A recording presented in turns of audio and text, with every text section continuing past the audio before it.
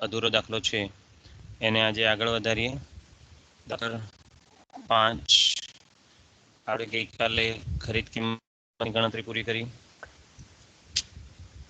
જેમાં ગૌતમ લિમિટેડ અને માર્કંડ લિમિટેડ બંને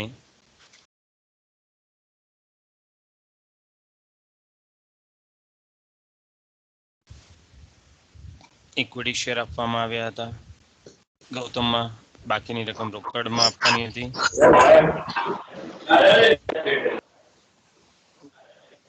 ગૌતમ લિમિટેડમાં શેર હતા તે પ્રીમિયમથી આપવાના હતા. હવે આપણને છેલ્લે કહ્યું છે નિલોક લિમિટેડના ચોપડે, જો મારું કર્સર છે ત્યાં ધ્યાન આપજો, દેખાય છે ને સ્ક્રીન બધાને? નિલોક હા સર. લિમિટેડના ચોપડામાં આમનો જ લખો અને સંયોજન પછીનો પાકો કરો. હા, નિલોક લિમિટેડ એટલે નવી કંપની, એટલે નવી કંપનીના ચોપડે આપણે આમનો જ લખવાની છે અને સંયોજન પછીનું પાકું સરવૈયું પણ તૈયાર કરવાનું છે. તો આપણે અગાઉ મેં કહ્યું હતું બંને દાખલામાં કે જ્યારે નવી કંપની હોય ત્યારે નવી કંપનીના ચોપડે આમનો જ હંમેશા એટલે જે ગણતરી આપણે કરી હોય એમાંથી. એટલે આપણે અહીંયા લખીએ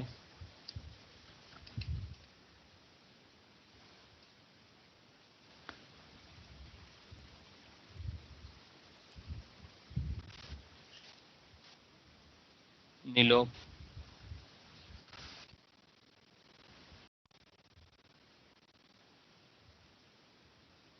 લિમિટેડ ખરીદદારના ચોપડે આમનો.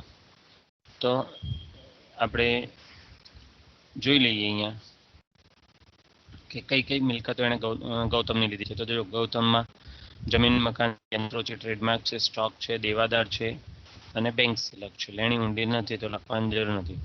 અને પાઘડી છે, તો આપણે પાઘડીને ઉધાર કરવી પડે અને આ બધી જ મિલકતોને ઉધાર કરવી પડે. અને લેણદારો જમા છે એને જમા કરીશું, એટલે આમનો જ કરીશું.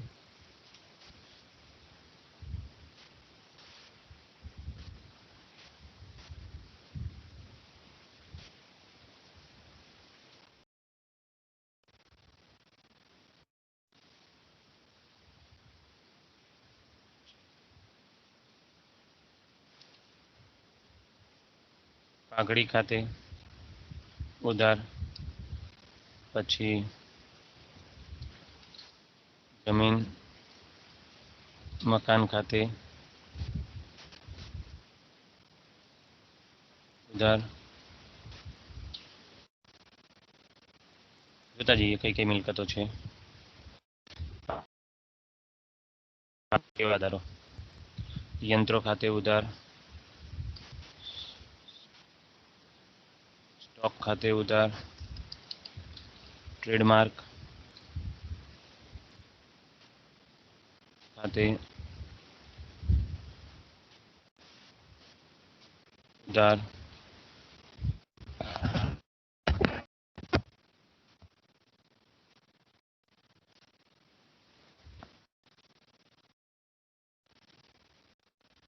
પછી દેવાદારો ખાતે ઉધાર, પછી બેંક ખાતે ઉધાર. ફરી ચેક કરેલો પાઘડી, જમીન, મકાન, યંત્રો, ટ્રેડમાર્ક, સ્ટોક, દેવાદારો અને બેંક તે લેણદારો ખાતે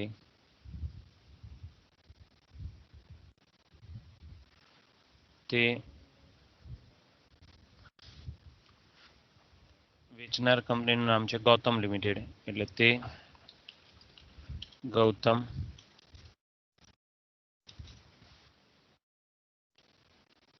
લિમિટેડના લિક્વિડેટર ખાતે, જે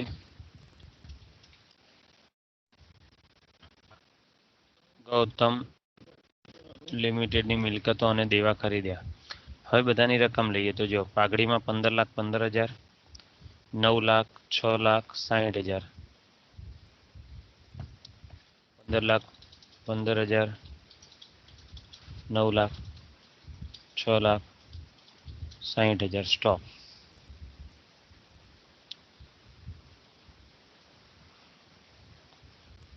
सॉरी ट्रेडमार्क 60,000 છે, સ્ટોક 5,40,000.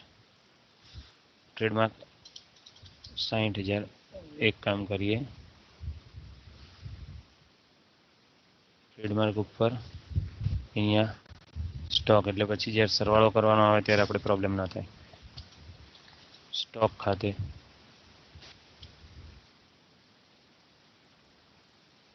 5,40,000.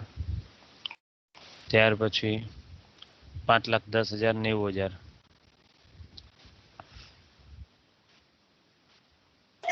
સર સ્ક્રીન બ્લેક છે, દેખાતી નહીં સર. એવું છે. હા મેં 2 જોઈ વાર લઉં, મારું ચલો આ બંધ કરીને ફરી ચાલુ. ફરી શેર ફરી શેર કરી લઉં. ચલો 2,70,000.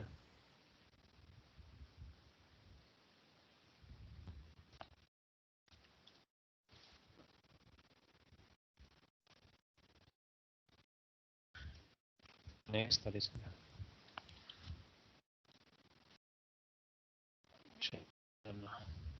ફરી હું શેર કરું છું.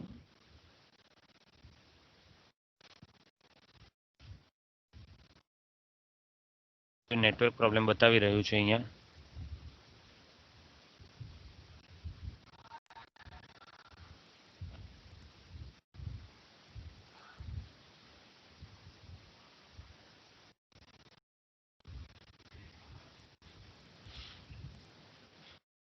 કઈ છે એક્સેલ ની ફાઇલ? ના સર હજુ આવી નહીં, આવે.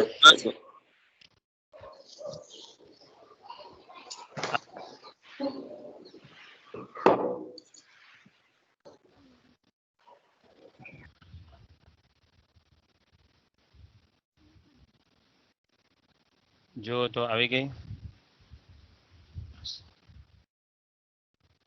ના સર, ના સર હજી આ સ્ટુડન્ટ્સ જ દેખાય છે બધા, કઈ ફાઇલ નથી આવી. હા એટલે અહીંયા મને એવું બતાવે છે થોડી રાહ જોઈએ, આવી જશે. ચલો તમારે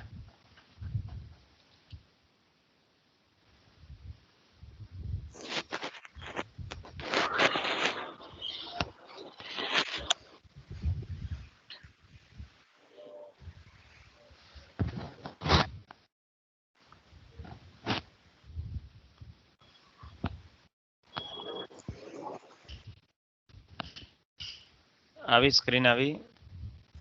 ના સર હજુ બ્લેક જ છે સર. 3G 4G કરી જુઓ, તરત આવી જશે નેટવર્કમાં. પણ અહીં તો નમૂનું છે લા, કોલેજમાં છું ને.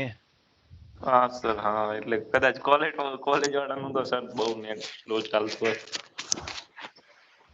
એટલે ગઈકાલે મેં મારું તો કનેક્ટ કર્યું હતું, પણ મારે પ્રોબ્લેમ એ થયો કે કાલે બધું પૂરું થઈ ગયું, એટલે પછી મારે બીજા લેક્ચરમાં કામ જ ના થાય. એટલે થોડુંક પકડાય છે, તો અહીંથી ટ્રાય કર્યું. જોઉં છું, ચલો એ ટ્રાય કરું છું 1 મિનિટમાં. વાંધો નહીં, જોઈન્ટ થયેલ.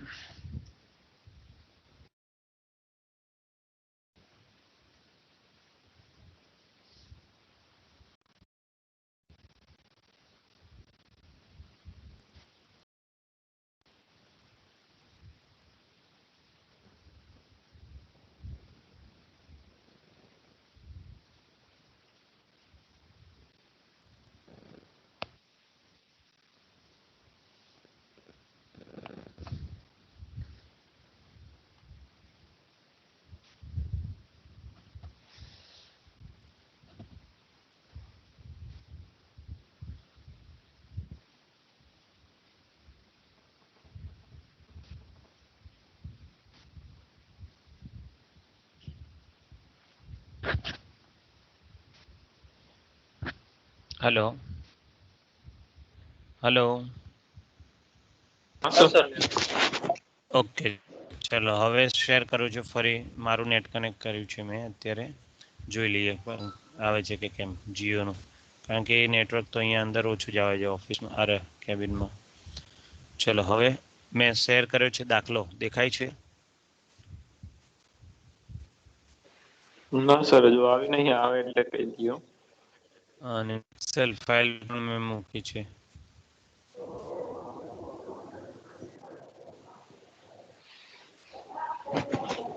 હા સર, આવી ગઈ. આવી ગઈ ને? ચલો પહેલી આમનો હા ફરી સમજી લો હવે. ગૌતમ લિમિટેડના મિલકતોને દેવા ખરીદ્યા, એટલે ગૌતમ લિમિટેડની પાઘડી છે એટલે શું કરવું પડે? પાઘડી ખાતે ઉધાર, જમીન મકાન ઉધાર, યંત્રો ઉધાર, ટ્રેડમાર્ક ઉધાર, સ્ટોક ઉધાર, દેવાદારો ઉધાર, લેણી ઊંડી ઉધાર, બેંક સિલક ઉધાર. તે લેણદારો ખાતે, તે ગૌતમ લિમિટેડના લિક્વિડેટર ખાતે 39,45,000. જો પહેલી આમનો આપણે એ કરી દીધી. પાઘડી, જમીન મકાન, યંત્રો, ટ્રેડમાર્ક, સ્ટોક, દેવાદાર, બેંક, તે લેણદારો તે ગૌતમના લિક્વિડેટર ખાતે. હવે બીજી આમદમાં આપણે લિક્વિડેટરને પૈસા ચૂકવવાના છે, એટલે પૈસા ચૂકવીએ એટલે ગૌતમ લિમિટેડ લિક્વિડેટર ખાતે ઉધાર, તે ઇક્વિટી શેર મૂડી ખાતે. અહીંયા તેને આપણે શેર પ્રીમિયમથી આપ્યા છે, એટલે આપણે તે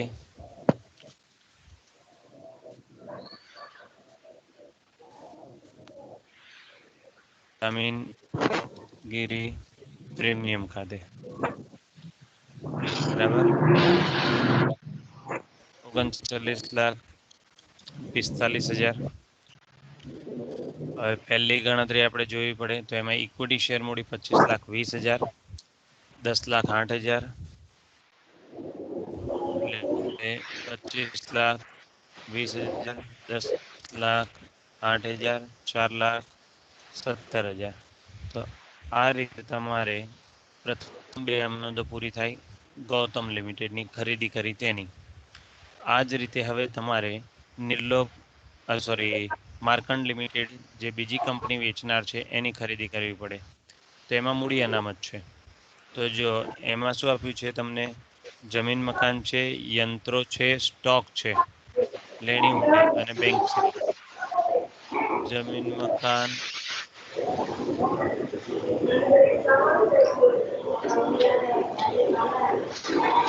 યંત્રો, પછી સ્ટોક છે, દેવાદારો નથી, દેવાદારોની જગ્યાએ લેણી ઊંડી છે.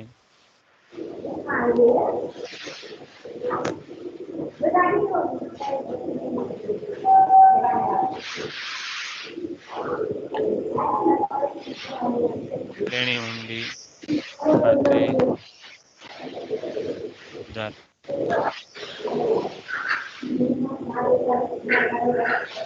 બરોબર. ચલો રકમો લઈએ એની. 1,20,000, 1,20,000, 2,10,000.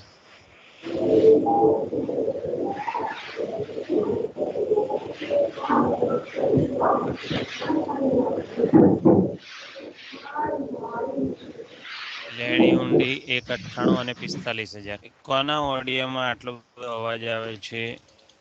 થોડું સાયલન્ટ કરી દો. પ્રશ્ન હોય ત્યારે ઓન કરો તમારા. ઓકે ફાઇન, ચલો સાયલન્ટ થયું. તો મારો અવાજ સાંભળી શકો. 1,20,000, 1,20,000 સ્ટોક, 2,10,000, પછી 1,98,000 હુંડી અને બેંક સિલક 45,000. 16% ડિબેન્ચર 1,12,500 અને દેવી હુંડી. તો અહીંયા 16% ડિબેન્ચર્સ ખાતે 1,12,500, પછી દેવી હુંડી છે. દેવી હુંડીની રકમ આપણને આપી 30,000 રૂપિયા અને મૂડી અનામત 10,500. દેવી હુંડી 30, 10,500 એ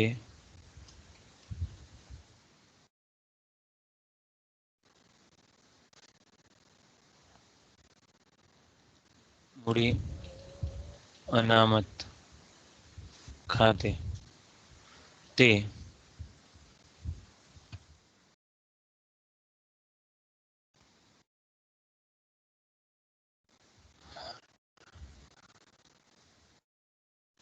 માર્કંડ લિમિટેડના લિક્વિડેટર ખાતે એટલે માર્કંડ લિમિટેડના મિલકતો અને દેવા ખરીદે.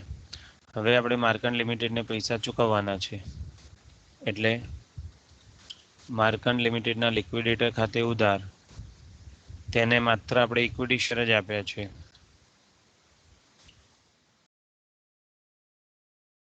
બરાબર, એટલે એને બેંક આવશે નહીં. માર્કંડ લિમિટેડના લિક્વિડેટરમાં મૂડી અનામત 10,500 અને માર્કંડ લિમિટેડને આપવાના છે 5,40,000.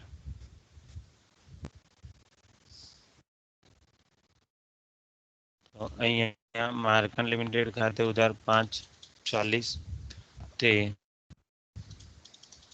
ઇક્વિટી શેર મૂડી ખાતે 5,40,000. જુઓ, એને રોકડ પણ નથી, પ્રીમિયમ પણ નથી, કશું છે નહીં. બરાબર, એટલે આપણે 0,0 એટલે માત્ર એક જ આવે. હવે 4 આમનોંધ પતી ગઈ. ફરી સમજી લો, જો પહેલી આમનોંધ અહીંની આ ગૌતમની મિલકતો અને એની, બીજી આમનોંધ એને ચૂકવણી થાય તેની, એવી જ બીજી 2, ત્રીજી આમનોંધ માર્કંડની, એવી જ ચોથી આમનોંધ એને ચૂકવણીની. પછી 5મી આમનોંધમાં તમારે આ બાકીના શેર લેવાના. તો બાકીના શેર શું છે, કઈ કિંમતે બહાર પાડે એ તમારે જોવું પડે. તો બાકીના શેર 40ના પ્રીમિયમથી એટલે 140 લેખે બહાર પાડ્યા એટલે આપણી આમ નોંધ થશે બેંક ખાતે ઉધાર 756. બેંક ખાતે ઉધાર 756 તે ઇક્વિટી શેર મૂડી ખાતે 5,40,000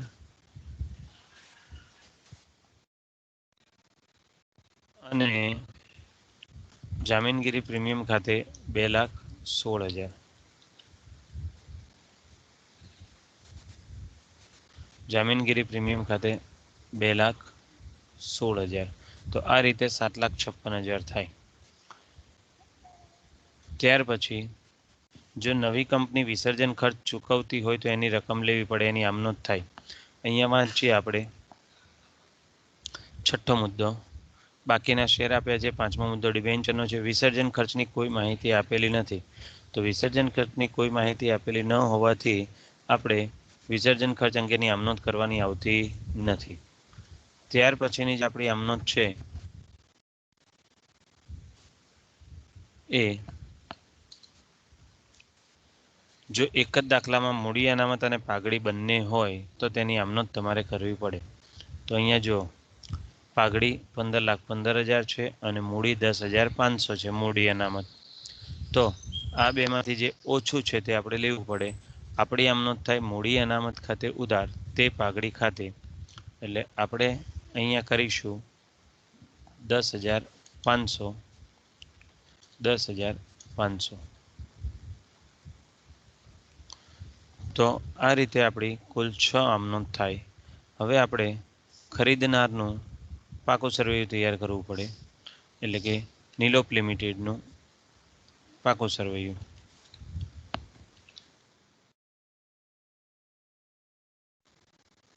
તો તમને પહેલા સમજાયું હતું એમ હંમેશા તમારે શું કરવાનું, કોઈ પણ એક ગણતરીથી શરૂ કરવાનું. બને તો પહેલા ગણતરી નંબર 2 જે આપણી ચોખ્ખી મિલકત છે તે લઈ લો તો ઇઝી પડે તમને થોડું. હવે એમાં જોઈ લેવાનું, પહેલા પાઘડી 15,15,000 અને મૂડી અનામત 10,500 એટલે માઇનસ કરવા પડે. અને જો વિસર્જન ખર્ચ ચૂકવ્યો હોય તો એટલા પ્લસ કરવા પડે. ગયા દાખલામાં આપણે શીખ્યા હતા. એટલે અહીંયા આપણી મિલકત લેણામાં પાઘડી આવશે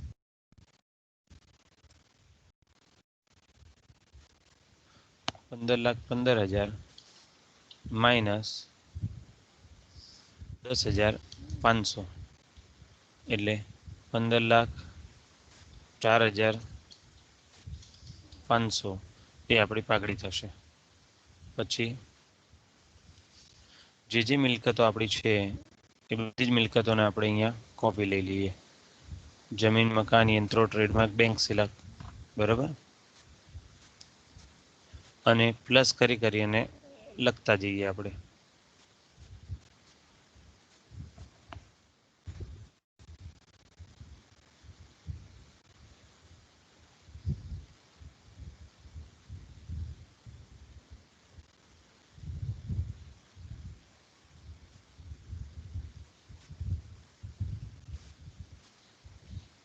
ચાલો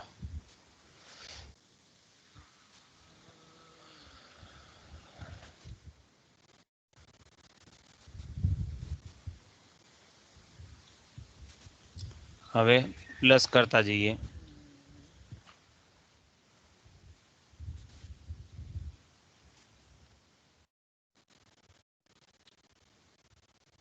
જો ગણતરીમાં જોઈ લો જમીન મકાન 9 લાખ 1,20,000 એટલે ટોટલ થશે 10,20,000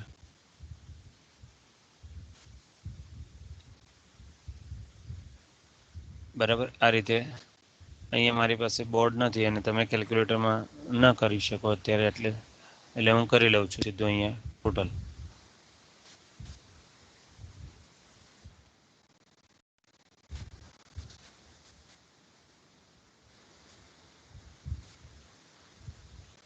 જો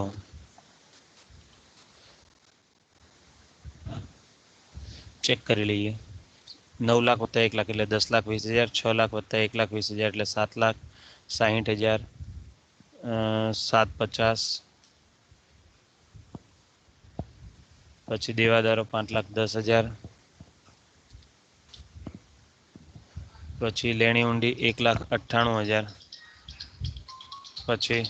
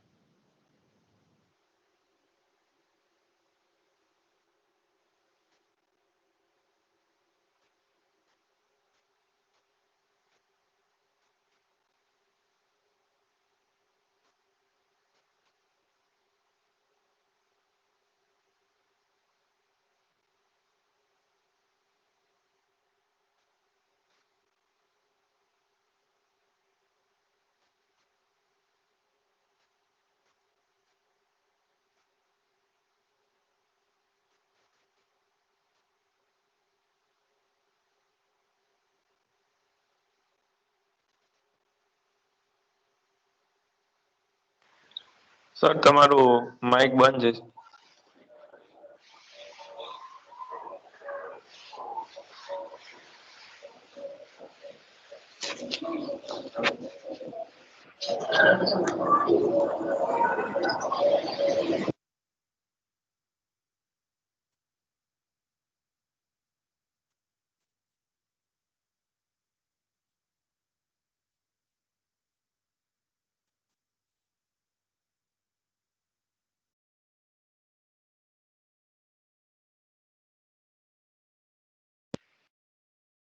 તમે મ્યુટ કરેલું છે.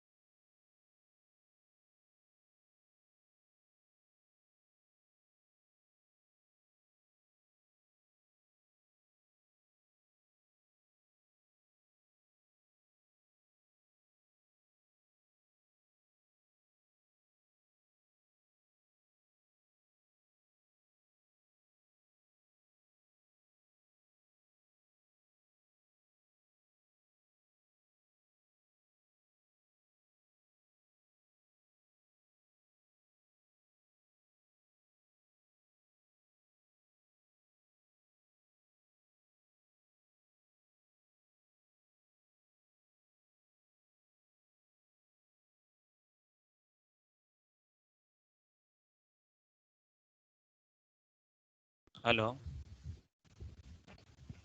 હલો હા હલો, સર. અવાજ આવે હા છે? આવે છે. Okay okay fine.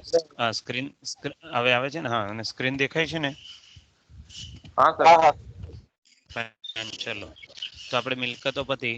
હવે સામેની બાજુથી દેવા લઈ લઈએ. 16% ડિબેન્ચર, લેણદારો દેવી હુંડી.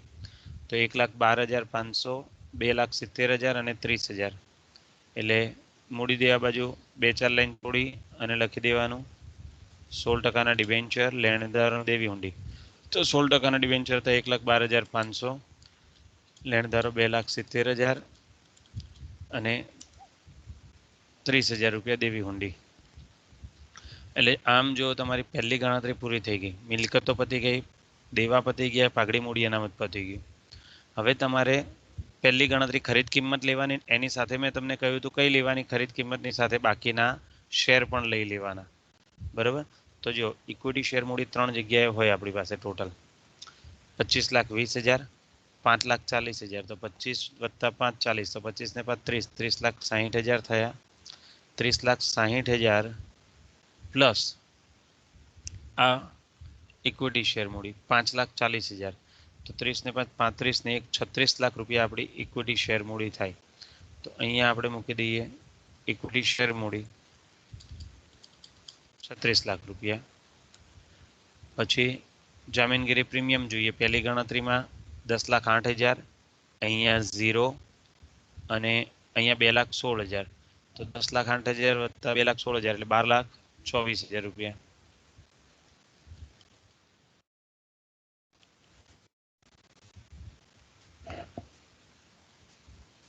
બરાબર? પછી રોકડ બેંક. તો આ જે પૈસા હોય એ રોકડ બેંકમાં જમા થયેલા હોય, એટલું યાદ રાખજો. ચોખ્ખી મિલકતમાં હોય એ રોકડ બેંકમાં ઉધાર થયેલા હોય એટલે પ્લસ કરવાના, અને જે ચૂકવણી કરી હોય ખરીદ કિંમતમાં એ તમારે માઇનસ કરવાના. તો 4,70,000 વત્તા 0 એટલે એ જમામાં લખી દેવાના 4,70,000.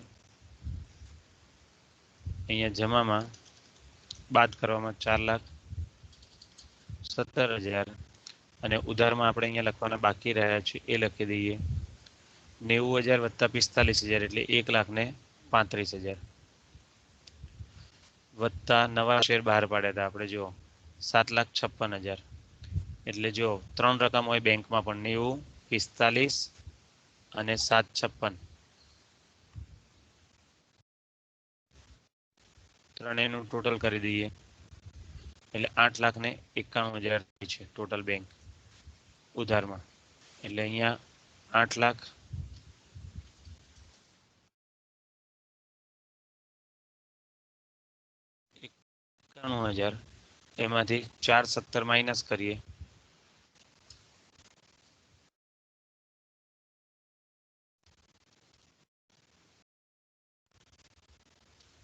એટલે 4,74 આવે. 4,74,000. તો આમ તમારું પાકું સરવૈયું 52,36,500 ટેલી થઈ ગયું. તો 52,36,500. આ દાખલામાં આપણી પાસે માત્ર એમણે ખરીદનારના ચોપડે આમનોંધ અને પાકું સરવૈયું માંગ્યું છે. તો આ રીતે તમે ખરીદનારના ચોપડે આમનોંધ અને પાકું સરવૈયું તૈયાર કરી શકો. હજી આપણી પાસે 15 મિનિટનો ટાઈમ છે, તમને કઈ પ્રશ્ન હોય તો કહો, નહીતર પછી આ જ દાખલામાં કોઈ એક કંપની માટે આપણે ખાતા બનાવવાની પ્રેક્ટિસ કરી દઈએ. બોલો શું કરવું છે? ખાતા બનાવવાની પ્રેક્ટિસ કરવી છે કે શું કરવું છે? ખાતું જ બનાવીએ સર. ખાતા બનાવી દેવા છે ને? ઓકે, ચલો આપણે ગૌતમ લિમિટેડ આપણે માગ્યા નથી, પણ વધારાની પ્રેક્ટિસ માટે ટાઈમ છે તો આપણે બનાવી દઈએ. એટલે અહીંયા લખી દઈએ ગૌતમ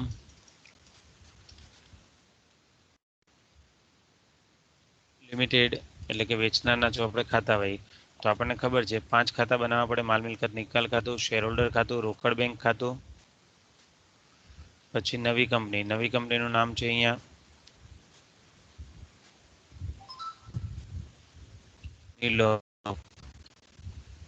લિમિટેડનું ખાતું અને નિલોક લિમિટેડના શેરનું ખાતું. ચાલો હવે રૂલ નંબર 1, પાકા સર્વેમાં આપેલી કિંમતે તમામ મિલકતો માલ મિલકત નિકાલ ખાતાની ઉધાર બાજુ લેવાની. તો અહીંયા પાકા સર્વેમાં આપ્યા છે જમીન, મકાન, યંત્રો, ટ્રેડમાર્ક, સ્ટોક, દેવાદારો અને બેંક, બધી મિલકતો લેવાની છે. એટલે અહીંયા લખી દઈએ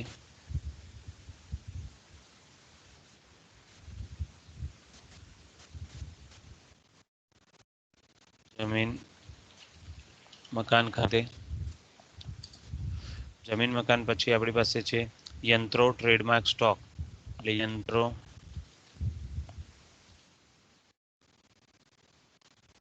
ટ્રેડમાર્ક ખાતે, સ્ટોક ખાતે, દેવાદારો અને બેંક.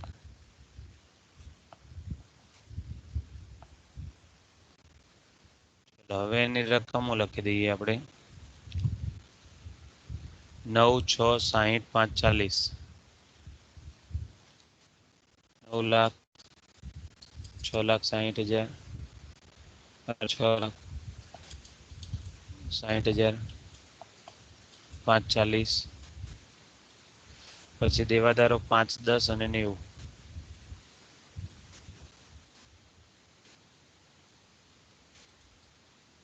હવે એકચ્યુઅલી બેંક ખાતામાં બહાર આવ્યા 90,000. બેંક લઈ જાય છે એટલે તરત જ માલ મિલકત નિકાલ ખાતે 90,000 આપી જ દેવા પડે આપણે. એટલે પાકું સર્વેની મિલકત લેણા બાજુ પૂરી થઈ ગઈ. કોઈ અવાસ્તવિક મિલકત નથી.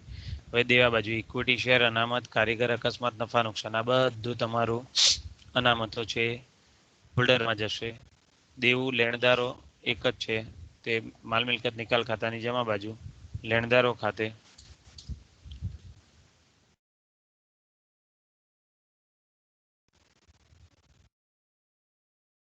લેણદારો આપણને આપેલા છે 2,70,000. બરાબર. હવે શેર હોલ્ડરમાં લખી દઈએ તો શેર મૂડી ખાતે શેર મૂડી 21,60,000, સામાન્ય અનામત 60,000. શેર મૂડી 21,60,000, સામાન્ય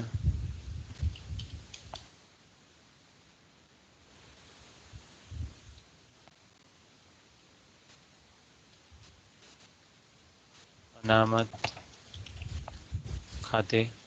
પહેલા વિગતો લખી દઈએ એટલે મારે વારે ગુજરાતી ન કરવું પડે. સામાન્ય અનામત ખાતે કારીગર, અકસ્માત, વળતર અને નફા નુકસાન. કારીગર, અકસ્માત, વળતર, ભંડોળ ખાતે અને નફા નુકસાન. બરાબર. હવે રકમો લખી દઈએ 21,60, પછી 60, 90, 120.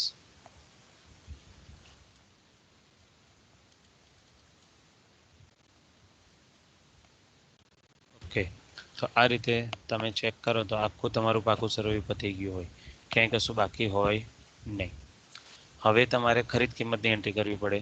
તો ગૌતમની ખરીદ કિંમત હતી 39,45,000. એટલે મામીની ખાતાની જમા બાજુ 39,45,000.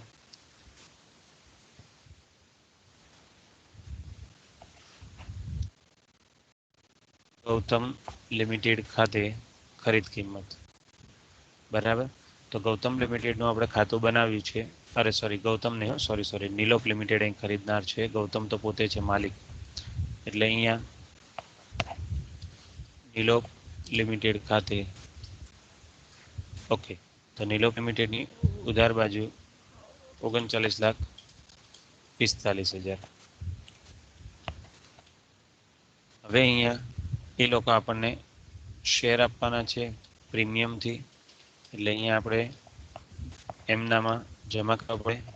નિલોપ લિમિટેડના શેર ખાતે ઉધાર જામીનગીરી સોરી અહીંયા આપણે કુલ કિંમતે લેવાના આવશે. એટલે જે આપણા શેર એમણે આપ્યા છે 25,200 ગુણ્યા 140ના ભાવે ટોટલ કરવા પડશે. એટલે અહીંયા પ્રીમિયમ અલગથી ગણાતું નથી. એટલે 25 ને 10 35,28,000.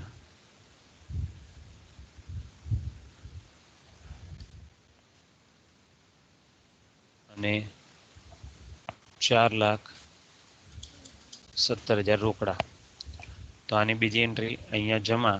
તો બીજી એન્ટ્રી અહીંયા ઉધાર 35,28,000. શેર આપ્યા છે આપણને નિલોપે. એટલે અહીંયા લખી દેવું પડે નિલોપ ખાતે. અને બેંકમાં પણ રોકડા પૈસા આવે નિલોપ પાસેથી જ આવે. એટલે નિલોપ લિમિટેડ ખાતે.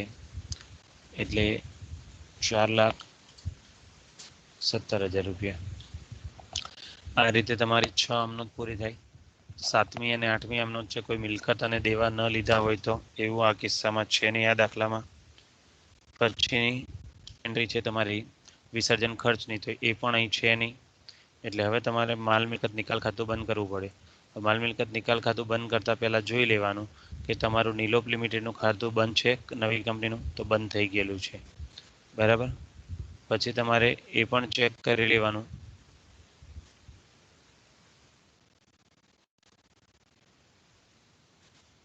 કે જે આપણી નવી કંપની પાસેથી શેર મળ્યા હતા એનું ખાતું હવે બંધ કરી દેવાનું. તો 35,28,000 એ તમારે લઈ જવા પડે શેર હોલ્ડર ખાતે. એટલે અહીંયા જમા. એટલે શેર હોલ્ડરની ઉધાર બાજુ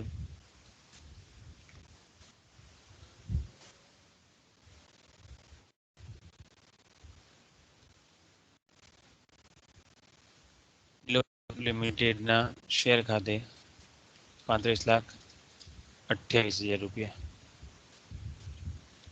હવે તમારે માલ મિલકત નિકાલ ખાતું બંધ કરવું પડે. એટલે નફો કે ખોટ શોધવાની. તો આ બાજુનો સરવાળો થાય છે 42,15,000